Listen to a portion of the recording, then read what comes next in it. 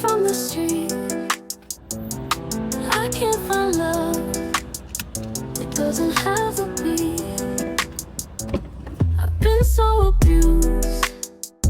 I don't know when emotions are real. I can't feel no emotions. I'm high from a pill. I can't find my heart. I'm from the street. I can't find love. It doesn't have to be. Okay, so this is F.A.C.E Productions, Focus Authority, Creating Excellence. I'm here again with the beautiful young woman I met on, what street am I on? You're on 11th and Greenfield. 11th and Greenfield. Okay, cool. She says she's willing to have a conversation with me, so if you don't mind introducing yourself. I'm Princess. Princess. Mm-hmm. Okay, Princess. How old are you, Princess? I'm 35. 35. Cool. So, okay, we're on Greenfield, right? Mm-hmm. So, I'm pretty sure you're familiar with how the hustles and things go on out here in Greenfield, right? Yeah. So, how long would you say you've known or been hustling on Greenfield yourself? I've been out here off and on for like, I want to say 14 years. 14 years? Yeah. Okay, cool. So, and a lot of times, I know a lot of these girls, when I interview them, they tell me that they're out here to support their habit, which sometimes their habit would be boy or girl or whatever. Would you have a drug of choice?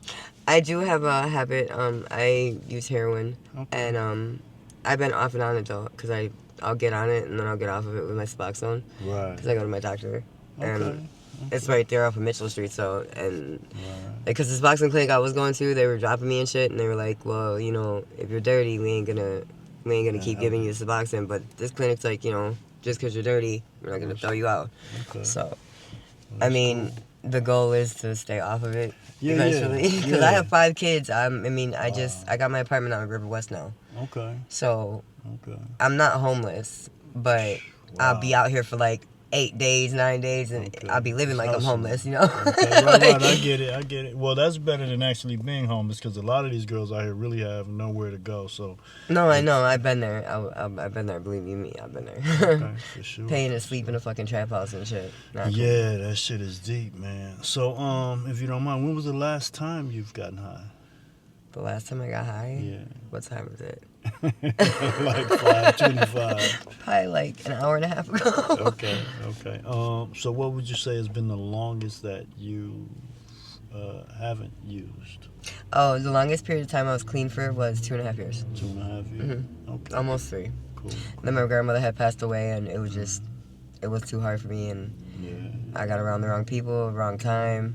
Okay. I guess right time for them, but Yeah. wrong time, wrong place for me, and I couldn't take I didn't want to deal with the pain. I wanted to numb it because it just hurt too much. Because my grandmother's like my mother and everything. She raised me, so. I totally agree. I'm sorry to hear that. Thank you. know what I mean?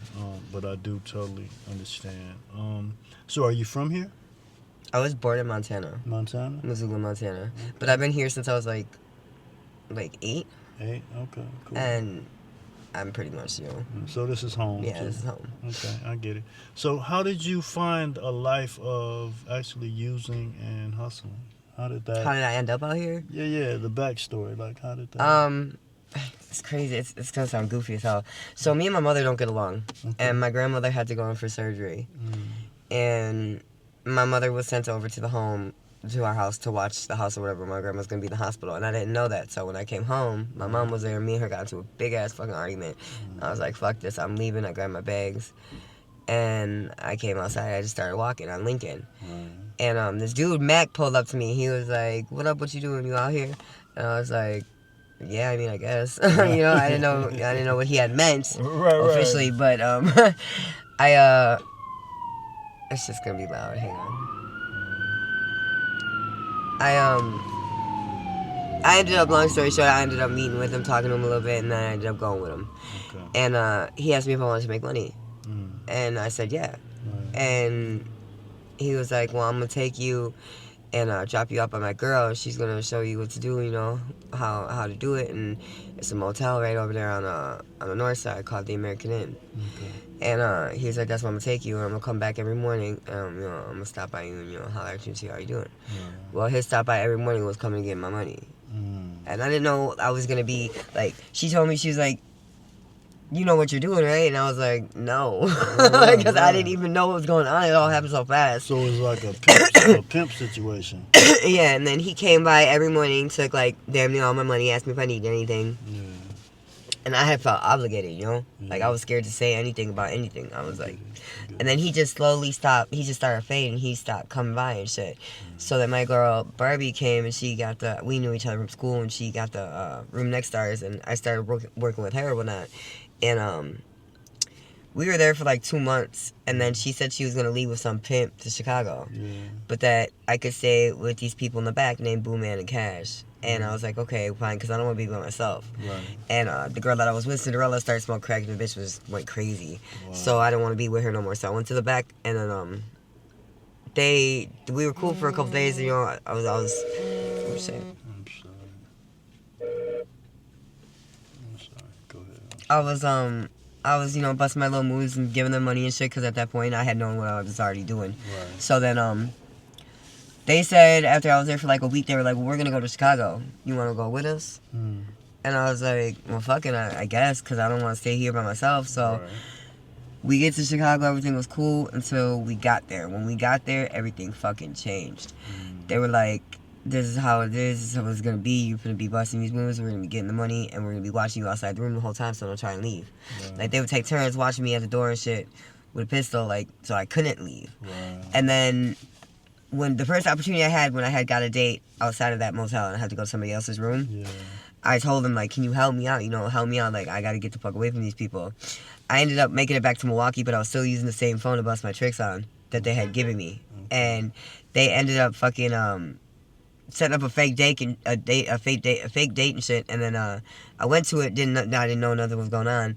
It was this field, and the house was supposed to be in the back of this field. But when I started walking through the field, him and his cousin came out and they dragged me back to the car.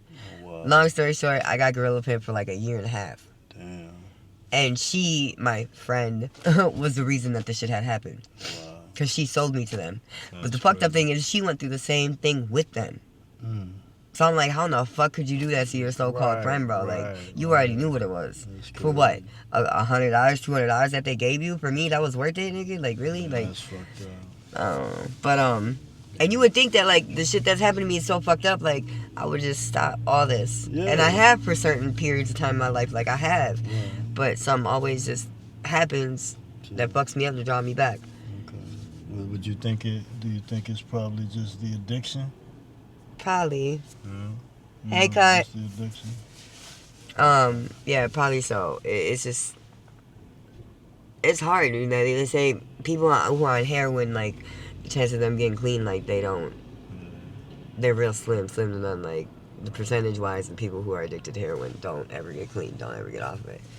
But, I feel like if you want it bad enough, you can, because I've done it for almost 3 years. So I know I can, Yeah. which makes it even more fucked up and worse, because I know I can. Right. I just keep ending up back out here. So do you have that fear that you can get sort of wind back up into this pimp prostitution ring, or do you feel like now you've known enough? I've known enough and long enough that I'm out here by myself. I'm doing it for me. I never in my life will ever get pimped again. That shit will not happen. I promise to God that one. No, hell no. I've been out here for 14 years now. I'm smart enough. I'm wise enough. I know what the fuck it is. I know what's going on out here. Like, I'm not on No no way, no. No. If I'm doing this, I'm degrading myself to this point, to this extent. There ain't no damn way in hell I'm giving my money that I'm doing what I do to get it to somebody else. Right. Yeah, nah, I'm good on that. Makes total sense. So what is like a good lucrative day? Like, how much can you actually make out here on a good day? Like, for me, Yeah. if I'm out here all day, on a slow day, I'll make like $300 to $400. Okay. On a good day, I can make like anywhere between $600 and up. Wow. And you think about it, like, some of these girls are just buying dope. Yeah. And I was there too, like, but now, like, I'll stack some money, I'll put some money up to the side. Okay. Like, I'm not just gonna spend all that money on dope. Like, a good percentage of it, yes. Right. But at the same point in time, like, I know that I need certain things too, and I know I got my kids and shit, and like, I have goals. Like, I want to go back to school. Like, I gotta pay all this fucking money for school and then not finish. Like, I'm enrolled in cosmetology school, South 27 Martin School of Cosmetology. Oh, okay. So I don't know, man. I want better for myself. Of course you do. Of course you do. So how old is your oldest? My oldest is 17. Wow. Boy, girl? I have 4 girls and 1 boy. Okay, wow. My oldest is 17. She's a girl. Okay. Okay. I see. Is that Queen? Yeah, that was Queen. Yeah. You did her too? Yeah. Yeah. So I've interviewed quite a few young ladies out here, man. So I've gotten quite familiar. You know what I mean? Yeah. So give me a strange or really bizarre request that maybe someone have asked you out here. There was a guy that dated my friend. He was like her trick. Like he only went to go see her. Right. She had sadly but true passed away because she OD'd. And I seen him driving out here one day, and he stopped to pick me up, and he was like, "Aren't you Maggie's friend?" I was like, "Yeah." He was like, "Well, come, get in and talk." And I'm like, "Okay." So I got in, and he's like, "I got kind of a weird request for you." He's like, "I don't know if you want to do it or not." He's like, "But I like to make a fist once." So I made a fist, and he said, "I want you to put that in my ass." I'm just like, you want me to shove my fist in your ass? Like, you got a glove or something, bro? Like, you just getting bare fist up your ass? And he was like, well, no, you could wear a glove, if you're okay with it and stuff. I did not, I couldn't do it. I'm not shoving a fist in nobody's ass. But I done got, like, that, and, like, can I pee on you? Can I fucking just degrade me? Like, I locked a man in a cage and went left for like 45 minutes in a little dog kennel because that's what he wanted. That's what he wanted. Right. And when I came back, he said, "Mistress Princess, can you let me out now?" Like, he wanted me to treat him like shit, but it's the men that are like higher power up. They want that. That's deep. That's weird. It's quite insane. Here, Yes. All walks of life. So have you ran into outside of the pimp situation any other dangers like? A lot of girls told me they've been raped. It's dangerous every night out here. You gotta. I go with my first instincts, my gut instinct. It's. If I got a bad feeling when I get into a car, I get out. I get it. Because I've been there. I've gotten sucked my dick with a knife up to my throat. I've gotten raped. I've gotten beat. I've gotten robbed. And I try to only let those things happen one time. Okay. And learn from what happened that one time so it don't happen again. Right. So. Pick up on those vibrations, those frequencies. Yeah, if I got a bad feeling about somebody, I don't even, like, I'm sorry, I can't do this, and then I just get out. But you have some crazy motherfuckers that will just, like, they'll follow you for a while, like, even if you just know I'm good, like. That's crazy. So what did you think when I approached you? Honestly, I thought you were looking for a date. I'd never seen you. Okay. I didn't know who you were. Okay. But I had heard about you. Yeah. So, and I was like, who's this guy? All you guys, because there's a lot of girls that are talking about you. Yeah, okay. I'm like, who is? I ain't never seen him. Like, who are y'all talking about? But now I know. Well, that's cool. I hope I'm not disappointing, man. You know what I mean? Because it is coming from a place of respect. No, I think it's cool. Like, I think, like, because a lot of people out here, like, they treat you like lesser of a person because you do what you do. Yeah. And at the end of the day, I'm still a mother. I'm still a daughter. I'm still a person. That's right. Just because I do what I do, it's a survival. Yeah. And I feel like people should know more about the girls out here and not just judge on what they do. Yeah, because it seems as though they don't really have a voice. Once you know that you can pay for services, it seems like that's what it is. The primary thought becomes. You're an item. Yeah. You know what I mean? And I don't see that, man. I see a lot of beautiful women and young ladies out here that, with so much potential, they just got caught up in this addiction. You know what I mean? But yeah, we can each day fight to try to, make things better. So do better. Yeah. To just have a voice, I think, is a big deal. Yeah. You know what I mean?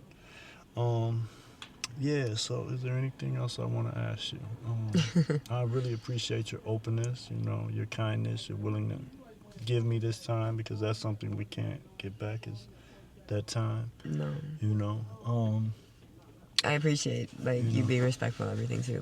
Most definitely. This is, people don't really, nobody's really thought to have the time or take the time to do something like this with the girls out here, because they don't care enough to. Yeah, first and foremost, I told you what my small goal was. This is just a step to getting there, but my small goal can make a big difference. Exactly. You know what I mean? Exactly. So, I'm looking forward to doing great things out here too. I just have to get this page to really making the numbers I like to see, and the girls to really being proud to tell their story. Yeah. You know what I mean? Because I think it's necessary, and a lot of these people that listen and view my content, they have no clue. No. They have no clue how hard it is these girls have to struggle and Like fight out if one person could just take one of those cold, like this winter wasn't that bad, but we had some cold ass days, and there's just picture yourself like you got your house, you got your car, you know, you would never think to be outside or spend the night outside, but think about a girl that on one of them cold ass nights had nowhere to go. Yeah. Like she couldn't get into a trap house. Then Right. she couldn't find no spot to sit at. It's cold than a bitch out here, bro. Like you literally, it's not. There's no second option. You have nowhere to go. You gotta find an abandoned car. You gotta find an abandoned house. You gotta find something, anything. Yeah. Do you know Mom lives under the I'm like, bridge? Mom, under the bridge? No. She lives under the bridge in a tent. No. Yeah, so I was introduced to her, and that was just such an eye opener. You know what I mean? Like it really hits home when you see a woman in her late 50s, early 60s, and she's living in a tent. With not like all that time in your life, like, and that's what you got. Wow, that's deep, man. You know. Okay, well, I'm not gonna keep this camera in your face much longer, man. I just want to say, again, I appreciate your time. I appreciate your willingness to be open. If you can do me one small favor, just look into the camera and tell the viewers to like and subscribe to F.A.C.E Productions. Like and subscribe to F.A.C.E Productions. I appreciate that. Thank you so much.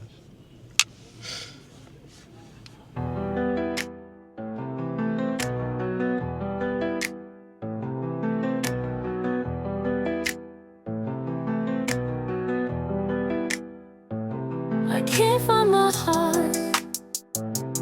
I'm from the street. I can't find love. It doesn't